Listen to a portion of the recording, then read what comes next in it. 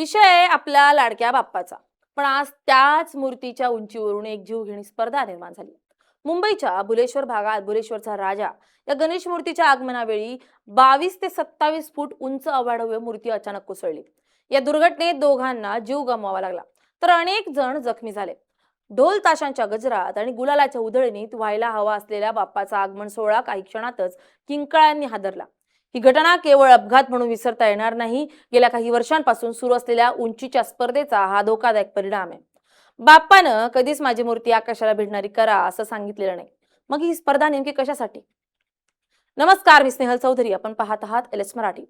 दक्षिण मुंबई, गिरगाव, बुलेश्वर, चिंचपोकळी आणि लालबाग हे गणेशोत्सवाचा प्रमुख भाग.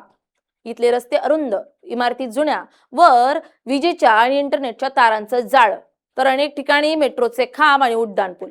अशा ठिकाणी 20 ते 27 फुटांची मूर्ती ट्रॉलीवरून नेणं म्हणजे मोठा धोका. एखादा टायर खड्ड्यात गेला, मूर्तीचा तारेला किंवा इमारतीला धक्का लागला, अंतर्गत सांगाड्याचा तोल गेला, तर काही क्षणात मोठी दुर्घटना घडू शकते. आणखी एक महत्वाचा मुद्दा म्हणजे अशा मूर्तींच्या वाहतुकीसाठी केवळ मोठी ट्रॉली पुरेशी नाही. मूर्तीचा आकार, वजन, रस्त्याची रुंदी, वळणांचा कोन, रस्त्यावरील खड्डे, विजेच्या तारांची उंची आणि आजूबाजूच्या इमारतींची परिस्थिती यांचा आधीच अभ्यास होणं गरजेचं आहे. कोणत्या मार्गाने मूर्ती नेणार, कुठे अडथळे येऊ शकतात, आपत्कालीन परिस्थितीत काय करायचं याचं नियोजन असणं अत्यंत आवश्यक आहे. मात्र अनेकदा उत्साहाच्या भरात या मूलभूत गोष्टींकडे दुर्लक्ष होतं. उंच मूर्तीच्या बाबतीत सेंटर ऑफ ग्रॅव्हिटी हा महत्वाचा मुद्दा आहे. मूर्ती जितकी उंच तितका तिचा गुरुत्वीय मध्य वर जातो आणि संतुलन राखणं कठीण होतं.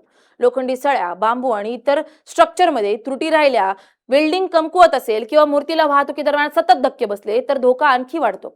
त्यामुळे अवाढव्य मूर्तींचं स्ट्रक्चरल ऑडिट आणि सुरक्षित वाहतुकीची व्यवस्था आवश्यक आहे. मूर्ती बनवणाऱ्या कारागिरांवरही मोठी जबाबदारी असते. मोठी मूर्ती म्हणजे केवळ तिचा बाह्य आकार नाही, तर तिच्या आतला सांगाडाही तितकाच मजबूत असणं आवश्यक आहे. मूर्ती तयार करण्यासाठी पुरेसा वेळ, योग्य साहित्य आणि तांत्रिक मार्गदर्शन मिळणं गरजेचं आहे. शेवटच्या क्षणी काम पूर्ण करण्याच्या घाईत कुठेही तडजोड झाली तर त्याची किंमत एखाद्याच्या जीवानं मोजावी लागू शकते. लोकमान्य टिळकांनी सार्वजनिक गणेशोत्सव सुरू केला, तो समाजाला एकत्र आणण्यासाठी आणि जनजागृतीसाठी. आज मात्र अनेक मंडळांमध्ये आमची मूर्ती किती उंच अशी स्पर्धा सुरू आहे. मूर्ती जितकी मोठी तितकी प्रसिद्धी, गर्दी आणि वर्गणी वाढते असा व्यावसायिक दृष्टिकोन निर्माण झाला. पण या स्पर्धेत सामान्य नागरिकांच्या सुरक्षिततेचा विचार मागे पडतोय. आज मंडळांनी स्वतःला एक प्रश्न विचारण्याची वेळ आली आहे. आपण बाप्पासाठी उत्सव साजरा करतोय की आपली ताकद दाखवण्यासाठी? आपल्या मंडळाची मूर्ती शेजारच्या मंडळापेक्षा 2-3 फूट उंच असावी, यासाठी लाखो रुपये खर्च करणं खरंच आवश्यक आहे का?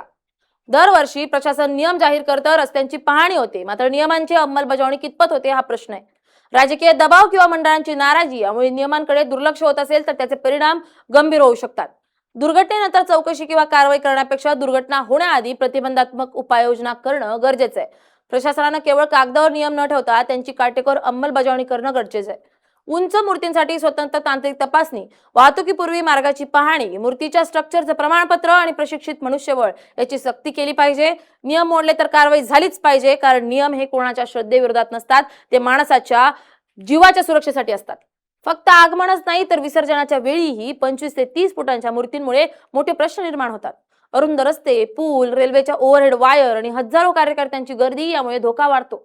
काही ठिकाणी वाहतूक थांबवावी लागते, वीज पुरवठा बंद करावा लागतो आणि प्रशासनाची मोठी यंत्रणा केवळ एका मूर्तीच्या सुरक्षित वाहतुकीसाठी तैनात करावी लागते. विसर्जनानंतर समुद्र किनाऱ्यावर मूर्तींचे अवशेष दिसणं ही देखील वेदनादायक बाब आहे. ज्या बाप्पाला आपण भक्तिभावानं सजवतो त्याच मूर्तीचे अवशेष दुसऱ्या दिवशी समुद्रकिनारी पडलेले दिसले तर हा आपल्या उत्सवाच्या पद्धतीवर विचार करण्याचा विषय. पर्यावरणपूरक मूर्ती, नियोजित विसर्जन आणि कृत्रिम तलावांचा वापर याकडेही गांभीर्यानं पाहण्याची गरज आहे. सर्वात महत्वाचं म्हणजे श्रद्धा आणि सुरक्षितता यांच्यात संघर्ष असण्याचं कारणच नाही. भक्ती मोठ्या मूर्तीशिवाय तितकीच असू शकते. छोट्या मूर्तीसमोरही लाखो भक्त मनापासून हात जोडू शकतात. उलट साधेपणा, सामाजिक बांधिलकी आणि पर्यावरणाची काळजी हा गणेशोत्सवाचा नवा आदर्श बनू शकतो. लालबागचा राजा याचं उदाहरण समोर आहे. मूर्तीची उंची मर्यादित असून त्याची श्रद्धा आणि लोकप्रियता जगभर आहे. मग इतर मंडळांना 25-30 फुटांच्या मूर्तींची गरज कशासाठी?